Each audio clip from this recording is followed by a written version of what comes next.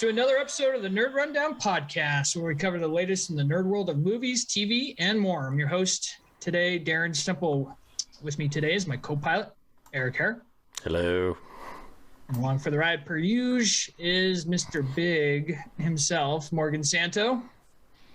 Hello. And of course, joining us again today is Brett Daniel King. Hey, sorry, I had to show up my work clothes. Busting ghosts. Got the call? You got the call? I may have to run out. Just so you know. Well, thanks, Brett, for joining us in between work shifts. Appreciate it. And thank you to everyone else for watching and listening in. Of course, you can find us on social media and YouTube at The Nerd Rundown, and you can listen to our podcast on all the major podcast services. We have a fantastic show for you all today, where we'll cover the latest on the Nerd Rundown. We'll cover the latest on the rundown, and then we'll dive into the Nerd Box to cap off the show. And then join us on our new weekly show, The Nerd Rundown Presents, where we will be talking about somebody that I'm pretty sure Brett King just absolutely loves. I think we all love. So Kiwi. Get there. Kiwi. Oh, that's so sweet. Anyway, first on the rundown, we kind of talked a little bit about nostalgia last week. I think it comes up a lot on this show. And this piece of news that started us off early in the week, really it falls under that category. We have a go on a new Lethal Weapon 5 movie directed by Mel Gibson. No word yet on Danny Glover joining. Eric, I'm going to pass it right off to you right off the bat. What do you think about Lethal Weapon 5? I thought they wrapped up the series pretty well with Lethal Weapon 4. So, but I'm not going to be upset that I get to see more Riggs and Murtaugh. You know, I really am not. If Danny decides to come back and do it, if they want to kind of reboot the series with maybe Kid, I don't know. I don't know how they're going to do it. What they're going to end up with. But I know they're both pretty old. Let's see. It was. They're not too old for this shit yet. Right. Shit, Danny Glover in 1985 was too old for it, and he was 50 at that point. So that was 40 years ago. So it's like 95 years old. I'm not too old for this, So, I don't know. It's like, okay, man. But how old is he? I mean, look at that. I don't know. I have to say, Lethal Weapon is a very special place in my heart, and this is a funny. It's when you think about it, it's like, okay, maybe that's not all that appropriate, but who cares? When I remember, I have a lot of memories of going to see movies and stuff, and I have a very clear memory of seeing Lethal Weapon in the theater with my father and my grandfather. And it's really the only movie I can ever remember going to see with my grandpa in the theater. And, that opening sequence where the gal jumps off the building was sweet for a 10-year-old boy, but I don't know if it was all that appropriate for, for me to see with my grandfather. But anyhow, it turned out okay. It did turn out okay. We all turned out okay. So, but I love that series. It is on my list of holiday movies that I watch every Christmas. It's in my Christmas list. I don't necessarily consider it a Christmas movie like Die Hard, but I do consider it. Hold on. It does. Movie. It takes place at Christmas time. So I love to put it in the rotation because I just love, and I actually really love the director's cut. I don't know if you've ever seen the director's cut of it, but It's really, really good. Anyhow, so I'm excited. Director being the great Richard Donner. Yep. Richard Donner. Yep. Richard Donner. The Richard Donner cut is really good. It gives you some extra kind of scenes of Riggs before you get introduced to him at the Christmas tree lot. So you kind of get to see a little bit more of him there and everything, kind of how little loose cannon he is. But anyhow, super excited for this. I really am. I love Mel Gibson. I love Danny Glover. And the world that they built there with Leo, with Joe Pesci's Leo Getz, Yeah. and just how much family is involved and how important family, Yes. With Rene Russo and they just kept adding people to that family. And even that poor doctor, that was in there, they kept her, they kept her on there, and they just did such a great job with keeping the cast together and keeping everybody and making it a family, type thing. So I don't know, Morg, what do you think? I don't know. I don't really have a feeling on it yet. Just because it's announced, I want to see what they're doing with it. Is it going to be about them, or like you said, is it going to be about maybe their kids or, other officers, and, they have more of an important role within the police station now and they're higher up, so they're not really going out on stuff. Especially Danny Glover. I know. I do think he's getting too old for this shit. 75. So, yeah, he's 75. It's hard to believe some of the action. But how old is Bruce Willis? He's still an action star, and I believe he's still rolling. Yeah, he can do it all. Even Mel Gibson. I like Mel Gibson movies. This year I plan on watching that one where he plays Santa Claus, who's a hitman's trying to kill him. I think that'll be. I heard good things about it. I just didn't get to watch it yet. So I think I'm going to hold out. I'm going to wait, see until we get something else before I'm like yes or crap. What about you, Brett? Can he get his hair that crazy again? Oh yeah, yes, he can. What hair? Does he still have it? He's going to get a wig or something, because I think he's going to have a crazy beard. It's not it. I feel like it's a constant rotation of what awesome 80s movie are we going to try and bring back? Like, it's just the next one. Like, I'm going to go see it just because, you want that back. It's just getting strange. It's a strange time to keep watching what you loved as a kid. That's all I got to say. Boy, he or she got themselves into a big problem today. All I got to say about that. Thank you, Forrest. It's returning Lauren Schuler Donner, who is Richard Donner's wife, as producer, one of the great producers in the business. Her resume speaks for itself. So, Richard Donner of the Superman movies fame, he even played the captain in the movies. Great talent. Passed away recently, and on his deathbed asked Mel Gibson to direct Lethal Weapon 5. And so Mel Gibson being, a controversial name these days in Hollywood for the past 15 or so years, was one of the great all-time talents until some of his nature, I guess, came out. But I think that maybe we're past that, and maybe he's healed himself, hopefully, and then we'll see. But it is definitely one of those movie franchises that will never get old as you watch it. I hope next week we get to do a rundown on they're going to do Turner and Hooch 2. Well, they did. There's a Disney Plus series on. Yeah, there's a Disney Turner Hooch now. Yeah, with it's Josh been out for like a year. Yeah, I know.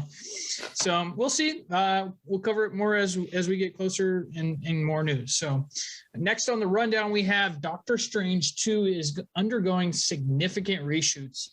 The amount of reshoots happening is 6 weeks worth of shooting, 6 days a week. Now, real quick anecdote about reshoots. They happen all the time on movies, especially Marvel movies. They plan it into their schedule and they do it no matter what. It doesn't necessarily mean it's a bad thing. But this is a lot of reshoots. This is almost shooting a full movie worth of reshoots. So interested to hear what you have to think about this one, Brett. What do you think? Is this good news or bad news?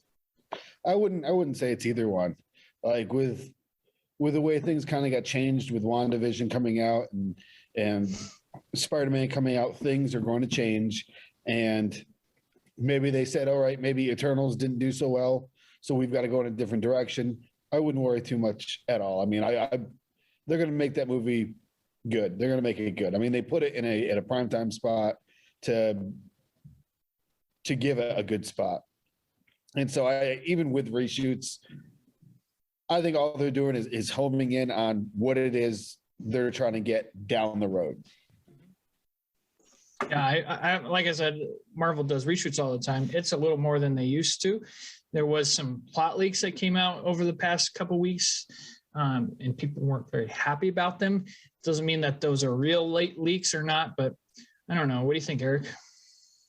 I tend to agree with Brett. I think you're looking at a fairly. I tend to always agree with Brett. Yeah. You just back it up anyway. I think we're looking at a fairly, well, I shouldn't say fairly. That's probably not the right word. I think we're looking at a really complex timeline of events that are going to take place. So that I think is going to really require them to not be married to what they originally shoot with just about everything that has to do with the multiverse coming forward, because I think there's going to be a lot of stuff that's on paper looks really good, and then when they shoot it and they start editing it together, they go, this is not going to make sense. So people are not going to. So they really have to think about the lowest common denominator fan. That's really and is that lowest common denominator fan really going to understand what's happening in the multiverse? So and that, you really got to think about that type of person when you're filming these things and shooting these things. So Great point. I tend to agree with Brett in that I don't think there's anything wrong with the movie. I think they just are trying to dial it in and get it perfect, and that's not a bad thing. So yeah, it's not like they cast the wrong person and now they're trying to go back. I don't think this is a Joss Whedon. I don't think this is a Joss. Yeah. Well, yeah. I mean, yeah, you're right. So what'd you say, Brett? It worked for Back to the Future because they recast Michael J. Fox. Oh, yeah. Right. Yeah. I don't know. So that's kind of my thought. I don't think we're in a recast situation, but we might be. I mean, that may be what happened, is that the person that they had in the role is not who they want it to be, and they just need to go back and redo everything. So they're not going to do it. They're not going to do it by reshoots. I cannot talk about it. I'm not at liberty to say. Look, I'm not in this movie. Okay, I'm not in this movie. I'm not at liberty to say, but I am Mephisto. So. You heard it first, folks. So I think we should be in straight panic mode about this. I'm torn. Contradictory as always. Because yes, everybody. I mean, they all have reshoots. They do stuff like that all the time. But like you said, this is rather significant. I mean, 6 weeks, 6 days a week. That, like you said, that you could make a whole movie in that time frame. I'm a little nervous about it just because the big thing with Marvel is they have 10 years planned out. To do something this significant with reshoots has me a little nervous, because that's not like them as far as this big, because they know what they're doing next. They have their plan, and to be like, even if it is like, oh, Eternals didn't do that great, now we need to change up our whole plan. I don't know. And financially, Eternals is still doing well, so it's not. I don't know if that's altering their plans all that much, but maybe a storyline within that needs to be changed. I don't know. I'm a little nervous about Marvel and the upcoming stuff. I think we're starting to get into well, for me, I like that we're getting into stuff that the common person might not know, but that's not great for as far as the studio is concerned, and things like with Eternals, there was quite a few things in there that I think if I was an average moviegoer, I'd be like, what the hell is what? Especially with the credit scenes, I'd be like, what was that? I won't spoil it, but I don't know. Well, we'll see. I'm a little nervous about it. I still think it's going to be a good movie. It's still, I like Doctor Strange. It's still Marvel. It's going to be entertaining. I will enjoy it. It just kind of depends on what they're doing here with it. I'm a little nervous. Well, you got to look at the Inhumans, because the Humans was supposed to be a huge thing as well. And that's true. They completely 100% wrote that out, and you would have never known they were ever part of it. That's true. Even if they're writing on the fly, they can still have 10 years planned out, but a big idea at the end doesn't change the small things throughout. Yeah. And I will say, they could be changing it up a little bit, because who knows what's going on behind the scenes with Sony and Spidey and them. Maybe some things are changing. So they're like, oh, we can do this now. Who knows? I think true. I think watching this Spider-Man movie will give us a better understanding of what could be happening in Doctor Strange too. Agreed. Well, I think you're right also, Morgan, in that 6 weeks. So most shoots are 90 days, so we're talking 45 days worth of reshoots. That's half a film,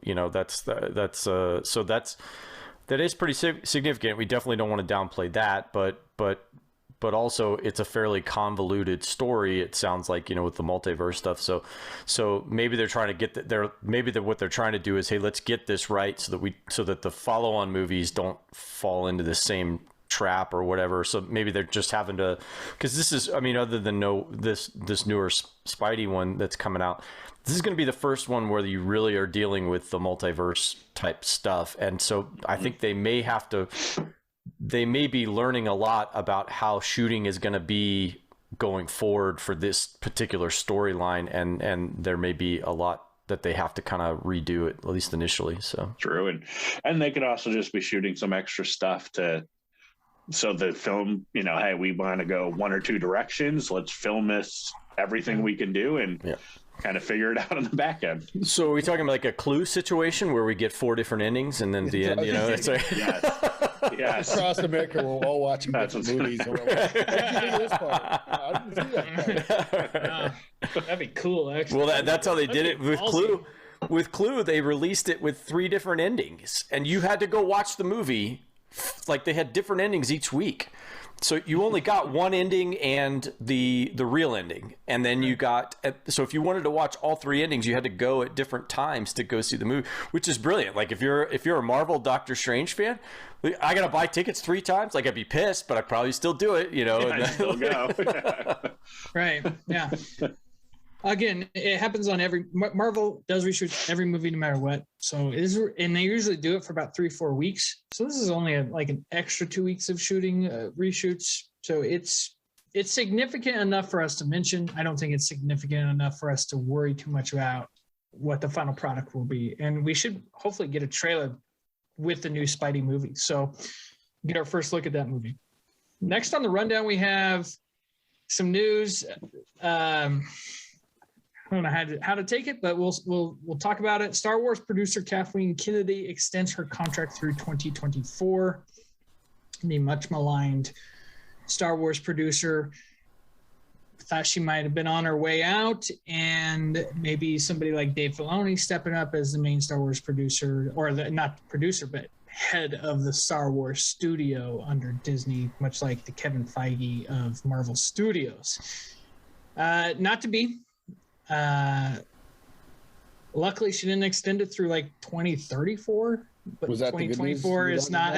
Yeah, it's only 3 years. Yeah. The silver lining in it is it's not much longer, and they already have kind of the next 3 years planned out. So maybe she's finishing out that slate of Star Wars projects.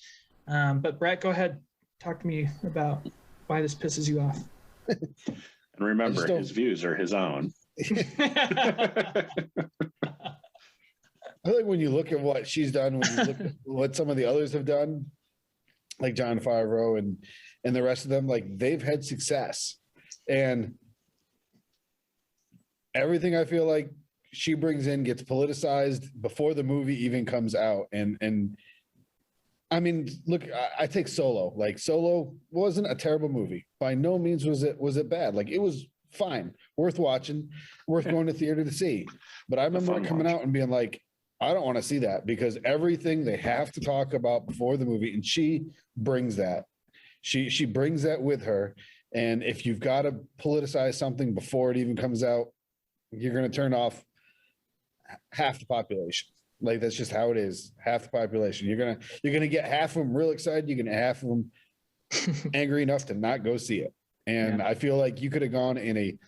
I mean, when you look at the MCU, like they're having great success, and they're doing some politicizing, but it's different. Like it's not the same. They're doing it. I'm not going to say it's the right way because I don't think any way is the right way. But I feel like she's bringing in something that you don't need to bring in, and. I mean, look at The Mandalorian. Jesus, The Mandalorian's doing just fine. And we loved Ahsoka. We loved all of that. Like all the good characters weren't created by her, weren't done by her, and haven't been touched by her. So why is her hand on the steering wheel? Yeah. But it might be she just extended her contract. We don't like it might be like a co-contract. She might be extending their contract to go get everyone Starbucks. I don't know. Like I think either way, it sends the wrong message to us. I mean, everyone complains that the Star Wars fandom is toxic, and it's like, if you think we're toxic, just stop taking our money. Like, I don't understand. Like, don't go after our money. Like, if you want to create a new audience base, don't try and bring nostalgia into it. Like, you created those ones to build on this nostalgia, to bring back the old ones, and then you just spit in our faces. Yeah, they did. I'll stop there. I'll get off my podium. She's 68, so this puts her at, if she finishes out the 3-year deal, that puts her about 70, 71. Maybe she does finish out the slate like Darren said, and she retires gracefully with as long as they don't screw anything up between now and then, she gets to walk away on a win. If she wants to retire and do that, or maybe she wants to stay in the game. Who knows? But I'm not a fan. I'm really not. I'm not a fan of her Star Wars stuff. I am a fan of a lot of other pieces of stuff that she has put out. She's done. She did Signs with M. Night Shyamalan. She did Jurassic Park. So she's got a lot of stuff. There's no shame in what she's done. She's built a phenomenal track record of some amazing movies that she's put out there. So I think the Star Wars universe really struggled towards the last probably 10 years. It's really struggled, and I think it's no doubt there was a disappointment that was existing there. So we'll see where it goes. I think maybe this is a good chance to do a baton. I think that's why they limited it to 3 years, because it's like, hey, she's like, hey, this is my plan. I want to retire this time. Let me finish this out. And who knows? She may not even really have a lot of say in what's going on at this point anyhow, because they're looking at, they're going, hey, we're having a huge amount of success with what these guys are doing. So let's just do a handoff over the next 3 years and kind of move forward. So that way it gives her a chance to retire and with dignity and all that stuff. So Morg, your thoughts? Yeah, I mean, they haven't said anything she'd be working on, right? It was just the contract to 2024. Yeah, I mean, she's the head of the studio, so working on right. everything. So like you said, maybe it is just here you go, let's extend the contract out, kind of just stay behind the scenes, don't really do anything. It's going in a good direction. Everybody's happy. You get to make a ton of money and then resign. Like maybe that's the plan. We'll see. I mean, I think they understand where it's going. Everybody's happy. I don't think she or anybody that would be in that position at this moment would do anything to mess it up at this time. Yeah. Especially with what we know is coming out and the show's coming out. I don't think we have to worry. I don't think we should worry too much. I would 100% believe they will politicize anything they can. Before. I would 100% believe it. Sadly, I agree. There's no movies planned, and she's more of the movie person. Everything coming out for Star Wars is on Disney Plus, which is being handled by Dave Filoni and Jon Favreau. So, what's that? It says that we're in good hands for at least, for the time being, and that's all we got to worry about. So, I'm going to move it on into the next piece on the rundown, which is some casting news for a couple movies. We'll just cover real quick. I don't know who this actress is. Leo Bordizzo is cast as Sabine Wren. Dizzo for Rizzo. Sabine Wren in the Ahsoka. Yeah, I think her name is Natasha Leo Bordizzo. There you go. So she's cast as Sabine Wren in the Ahsoka TV show. You would know Sabine Wren if you watched the Star Wars Rebels TV show. And then Delroy Lindo, one of Eric's favorite actors, cast in the new Blade movie. Don't know who. I'm wondering if he's going to be the new Whistler. That'd be cool. That's real quick on casting news, Eric.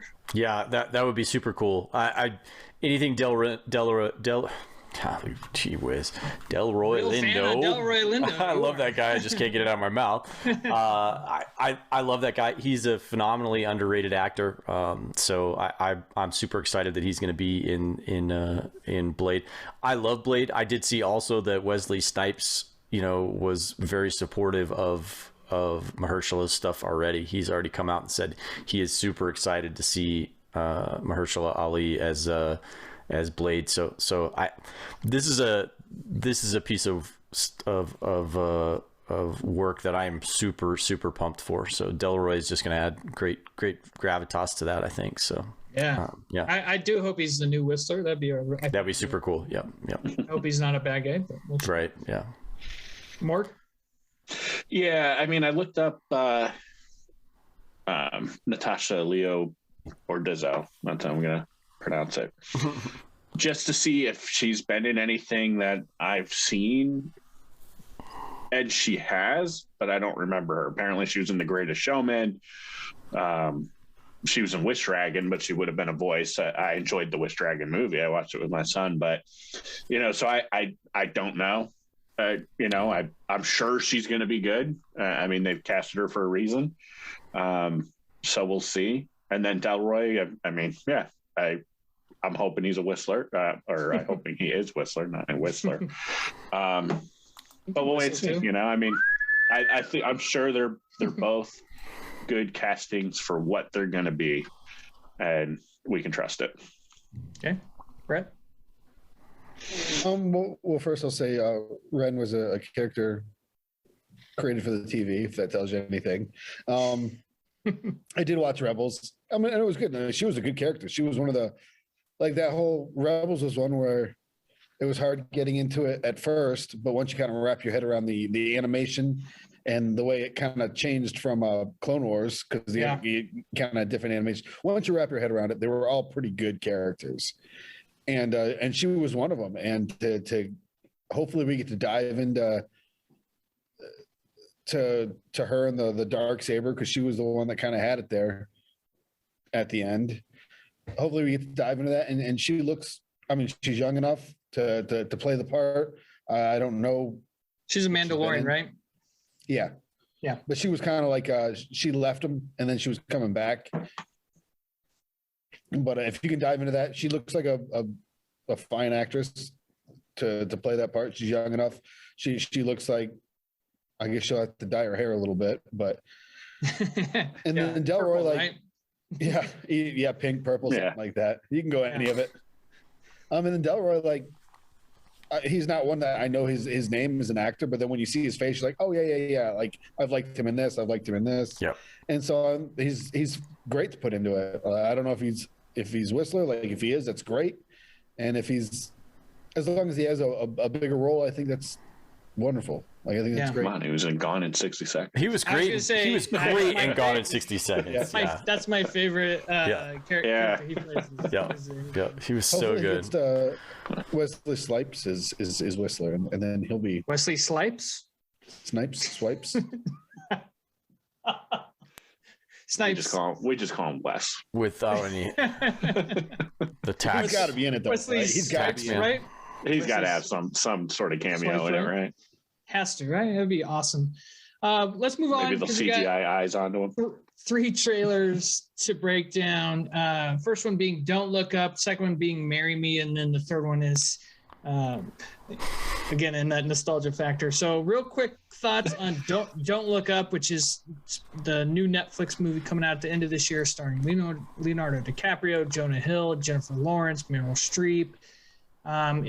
It's written and directed by Adam McKay and Will Ferrell, the guys who did The Big Short, and they're doing Succession now. So it's got a lot of those themes in it. It's serious, but also lots of comedy. Morgan, I haven't started with you. What did you think about Don't Look Up? I'm excited for it. I mean, I was laughing the whole time during the trailer. I'm excited. Like I always enjoy apocalypse movies, especially when they're comedy. I always think of This Is the End as one of my favorite apocalypse movies, but because it's really funny. And I think this is going to have that humor in it, not to that extreme of, this is the end with what they do in that. But it's also kind of how you can picture people taking the news of like, yeah, there's an asteroid coming, and how we would just play it off like, oh, you're crazy. And with the way we are, like when you see him on the news, the show, and just like everybody's just playing it off like, oh, you're just dumb and crazy and nobody wants to listen to you. So I could definitely see that. I think it looks good. And it's on Netflix, so I'll watch it. I have high hopes for it. I think it'll be better than some of the next Netflix made movies, that's for sure. And that cast is phenomenal. I don't think you can go wrong with that cast. Yeah, great cast. Eric? Well, I'm just going to sit tight and assess is kind of what I'm going to do. I'm just going to sit tight. You're going to assess and assess. That's first. That's kind of just sit tight, and then I'll assess. That's kind of my thing. I loved the trailer. I thought it was so great. I love the cast is dynamite, just absolutely dynamite. There's like banger after banger in this. I love how they made Leonardo DiCaprio look, and he's like super nervous. Like, I mean, he just is a ball of anxiety, know. And then Jennifer Lawrence is like much more chill, but but they're both like, why is nobody listening to us about this thing, and the rest of it. But Jonah Hill looks, really funny as always. He just I don't know. I think it looks really good. I think I'm gonna laugh my butt off, and I'm with Mork. I never get tired of watching disaster porn movies. Disaster flicks. I've got a soft spot for it. You mean hard spot? Yeah, Rick. Hey, now, shots fired. How about you, Brett? I'm terrible with trailers. Like, it absolutely looks funny, but it's not a movie that I would go see in the theater just because I'm It's a Netflix movie. Yeah, well, that's even better. Like, if it's on Netflix, I'll absolutely watch it. But it wouldn't be something that I'd be watching the Brett King studio, right?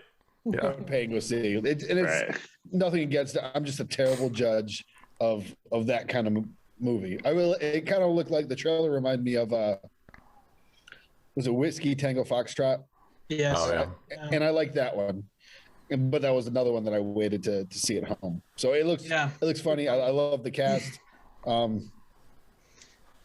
would you ugly up Jennifer Lawrence like they did? Yeah. Biggest question in my mind. So I don't think you can. Like, she looked fine in that. There you go, Brett. Like the positive outlook. Is it the paint the bathroom? Is that the paint the wall? Is that the term? Paint the walls, as they say. Wherever the wall is. If it's in the bathroom, I'll watch her paint the wall in the bathroom. Yeah. Marry Me is the next one, which stars Jennifer Lopez and not Jennifer Lawrence. Jennifer Lopez and Owen Wilson. It's a story. Wow. One of your classic love stories of average everyday Joe going to a concert with his daughter and ends up right there on the spot marrying the pop star on stage.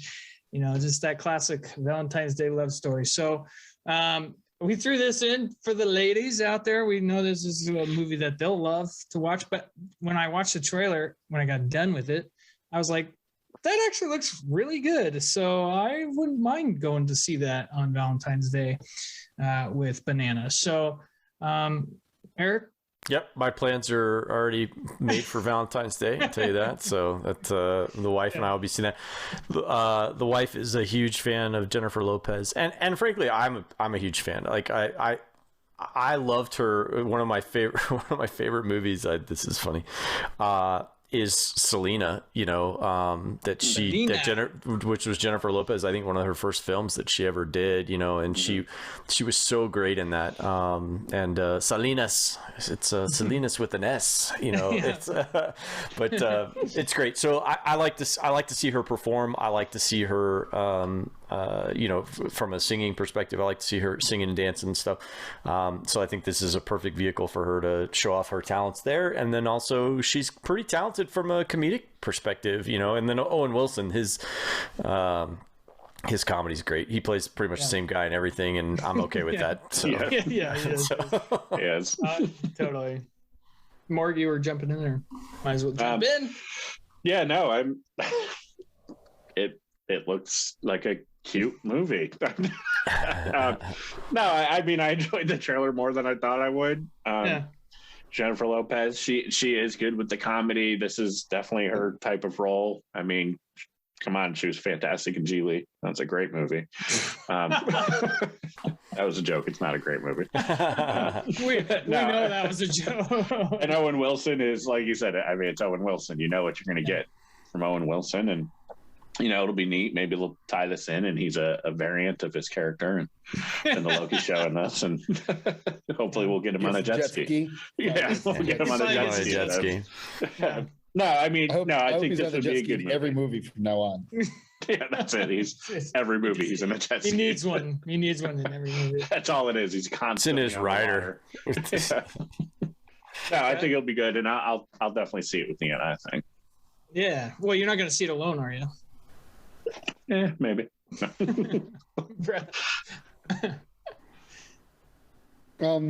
King. Sorry, I wasn't. You're a professional. Come on. I thought I heard the phone ring and had to. Was there? Yeah, there's some busting. Ghostbusters. What do you want? Busting makes me feel good. It's that you said that. I mean, obviously, it's not a movie that. Jesus, we're still going. Yeah. Sorry. Just talk. Yeah. It's not a movie I would go see. What I would say out loud, but in my head, I think, yeah, I'd catch that. That looks all right. That looked pretty funny. It's Owen Wilson, and he's always funny, and it's always what I like best about him is seeing how he compliments whoever he's working with, because he just does, and it looked funny. I liked was that Sarah Silverman in it? Yeah. Like she's something that I find really, really funny until she's on Twitter, and then I wish she would stop talking. Just not in real life. Just not in real life, but on the screen and even in all her shows, I think she's really funny when she does That's right. Actual comedy like it. She's very funny. Oh, big time. Yeah. Great point. Yeah, it was what trailer that surprised me, and I wanted to throw that in there because of that. And the last trailer is something that if you're in the age range of us men, because that's what we are, is we're men, and you were growing up in the 90s, there was a certain woman that everybody, man-wise, most likely, we're boys. We were definitely boys. I didn't want to get caught saying what I said last week, but it's when you were a boy, there was a person out there named Pamela Anderson, and at one point named Pamela Anderson Lee, that you had a certain amount of attraction to. And in the 90s, she was She was one of the big sex symbols of that era, if not the sex symbol of that era. And mostly because there was a video released about her love life with Tommy Lee. So a news show coming to Hulu, starring Lily Collins and the Winter Soldier himself, Sebastian Stan, as Pam and Tommy. The show is called Pam and Tommy.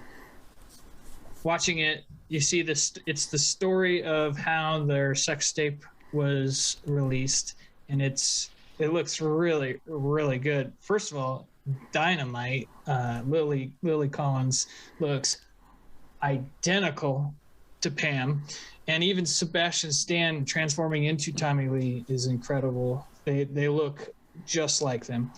So, Eric, what do you think about the Pam and Tommy? Yeah, I think it looks interesting.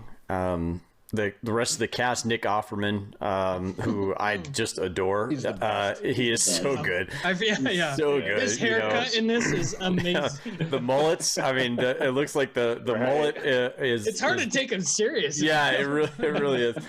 So, and then, gosh, who's the other dude? Seth Rogen. Seth Rogen. Thank you. So yeah, the whole cast, at least the top four, those guys look just great. Pam, God bless Canada for giving us Pam Anderson. I got to tell you, Norm Macdonald. And Norm Macdonald. Yep. Yeah. So there's a few good things. Ryan Reynolds. Yep. So she was. It's hard to put into words, like I know, how really much hard. of a. It's so hard to put into words. Yeah. To say, this is a person I've never met in my entire life. I never saw her. I saw her quite a bit, and I saw lots of Pam. There was just about every part of Pam that I saw. So we've lost all female viewers at this point, probably. But this one's gonna take it down. It's reported. But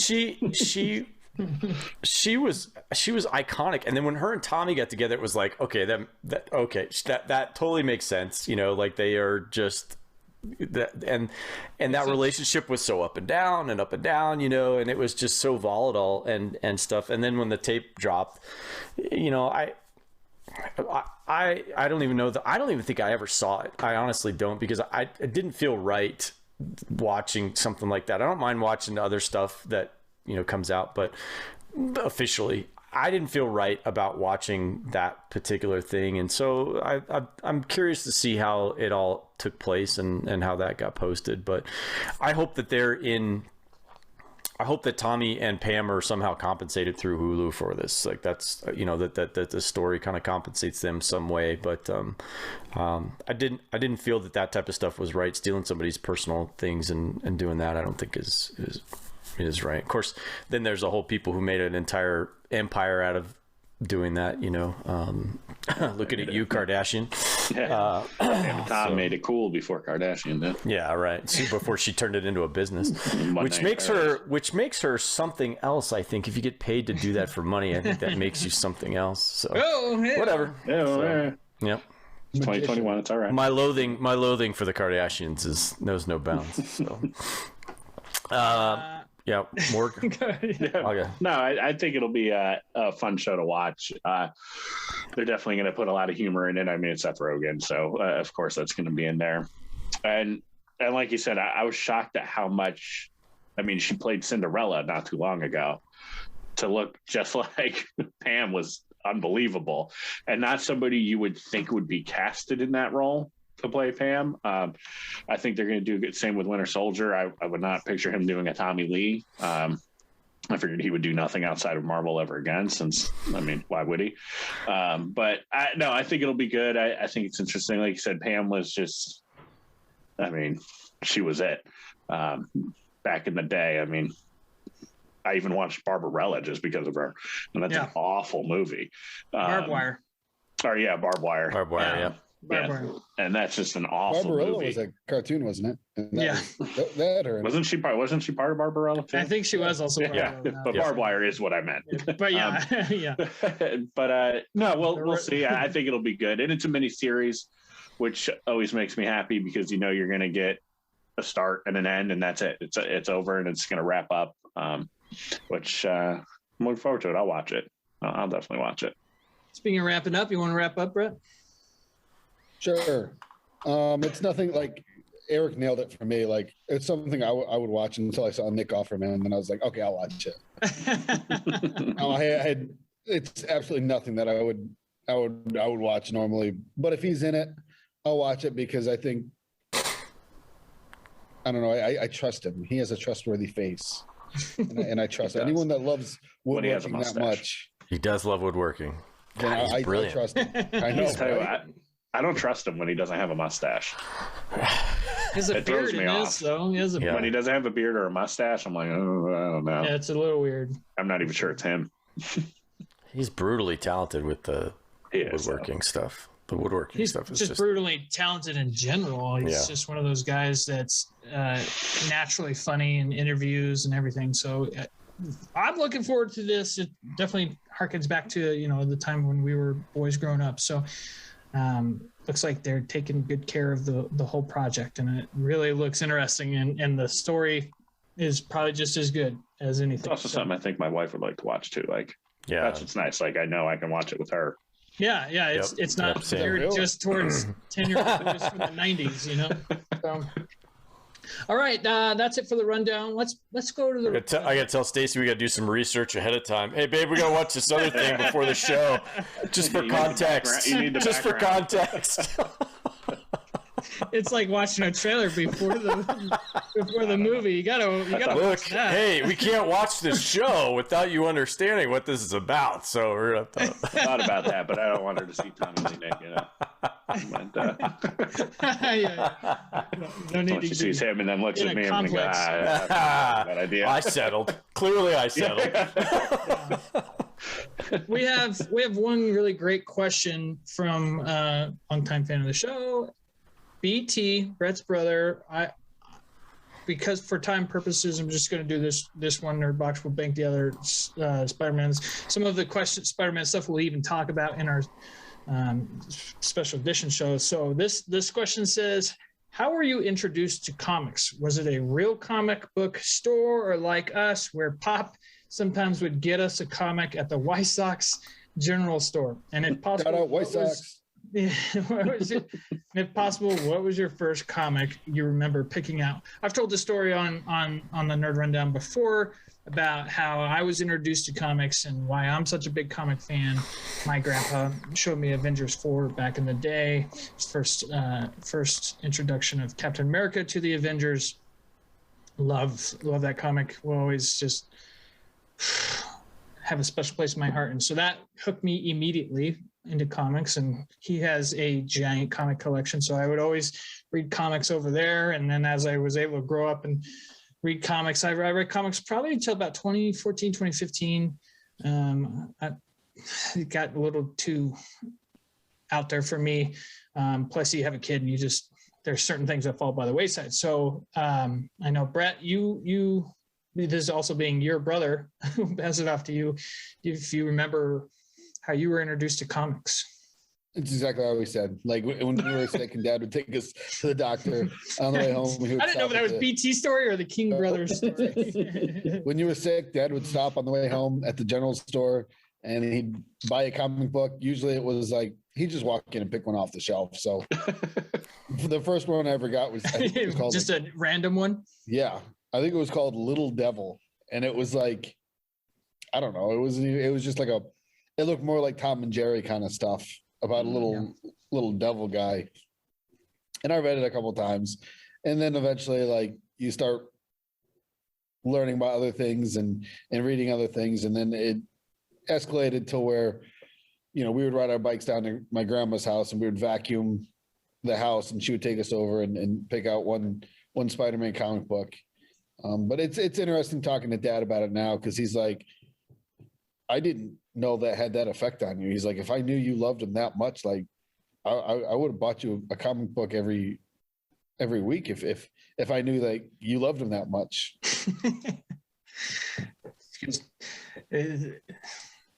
Go ahead. That's the end. Okay. Well, good story. I like it. The end. Yeah, that's it. Over. More? Yeah, I mean, it was different for me. I never really read comic books until I was an adult.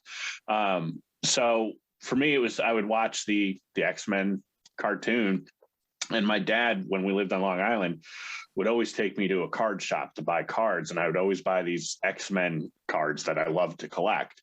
And then it just kind of progressed from there. One day I was like, yeah, let me get a comic book. And I believe the first comic book I ever got, if I remember correctly, was an Itchy and Scratchy comic book, like the Simpsons Itchy and Scratchy. Written by Dan Slott. Yeah, because we, I mean, it was just one of those. I mean, growing up, I would always watch Simpsons with my family. So I saw that and I was like, yeah, I'll get that, and read it a bunch of times and kept it forever until my shithead brother destroyed it. But had it forever until he destroyed it. And then honestly, I really started getting back into comic books with The Walking Dead. That's I literally just purchased some more the other day. I think I'm up to issue 162, somewhere around there right now. So I'm trying to finish that one out. But that might be the only comic book I've ever faithfully read and kept up, because it's just, I feel like I started too late. It's hard to, I mean, I don't even know where to start with some stuff now. And then I occasionally get stuff from my son, and Spider-Man. There you go. Eric? So for me, comic books got started through baseball cards. I collected baseball cards with some buddies of mine when I was probably 10, I think, 10 or 11. So this is probably 86, 87, somewhere around in there. And I remember going into the comic book shop. So I had a paper route in the neighborhood, and I got paid $3.10 every week to distribute 70 some newspapers. It was like a local paper, and I just did 70 some houses in the neighborhood. And so I would take that $3 and never saved a dime of it to up to the comic book store, the baseball card shop, and buy, a couple packs of baseball cards and some other junk and stuff. And then I remember going in one time and seeing The Dark Knight Returns. And I just remember seeing that lightning bolt with him kind of jumping down. And I remember being like, oh my gosh, I have to read that, and then I remember seeing a couple of Punisher episodes, and I remember just that skull on his chest was so cool, and I was like, oh man, I got to read that one. So I remember buying those two. And I never really got into any of the other ones. I think the only other comic book series that I really enjoyed reading was Dark Horse Comics came out with a Predator series in like 1989, and I think I was like 12 or 13, and I just remember seeing because I loved the Predator movie. I thought that thing was so cool. But I remember seeing that copy. I'm trying to pull it up over on my side here, but I remember that cover, this like where he's like standing there, the Predator standing there in the city, and I remember thinking to myself, oh my god, a Predator in the city, like, I mean, you have like that would be like, what would that even be like? And so it was super cool. It really was. And that was like a four comic run. And then after that, I think I was like 13 or 14, and I think I kind of fell out of comics after that. I just got busy with other stuff, and and I don't even think I did the paper route after that. So yeah, that's my story. What's that? You still collect baseball cards? I don't. I still have all of my old baseball cards. So I have like all my Topps and Donruss stuff from like the mid 80s and everything. Yeah. I'm sure I remember I went after the Billy Ripken Fleer card, and I had that. I don't know if you know about the Billy Ripken, but he had like on the bottom of his bat was written the F word and some other stuff. And so they had to do so there was like a bunch of stuff. So you could, if you got it initially, it was worth like a crap load of money, like right away. And then they did a box. They put this big black box over, and that was worth a lot. And then they did a whole redo of it. It was kind of interesting. Did you get it? Donruss card. I got the box. I never got the original. So man, I feel like I'm gonna have to look through my card collection and see if I have that. Seriously, that's amazing. I'm right there with you on the card collection, Morgan, for Marvel, or at least for comic cards. I have a giant card collection of Marvel comics, and classy sons of bitches. Yeah. It was a good boxes. progression. MT High C box. Because they had those cards on the back. Yeah.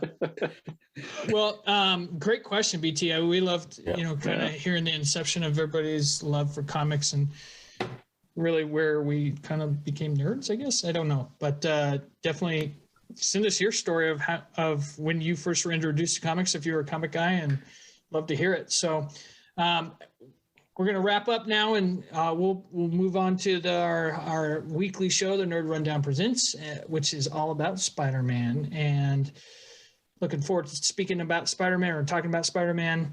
And with that, thank you guys for joining. Brett, always good to have you on. Morgan, Eric, love you guys. Love you too, man. Thanks for having us. See ya. I was waiting for you guys. We'll see everybody on the return to love. The episode. Yes, we love you too, Snow.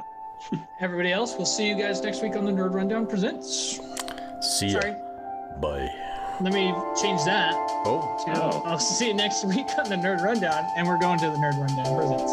Yeah. See you on both. See ya. Bye.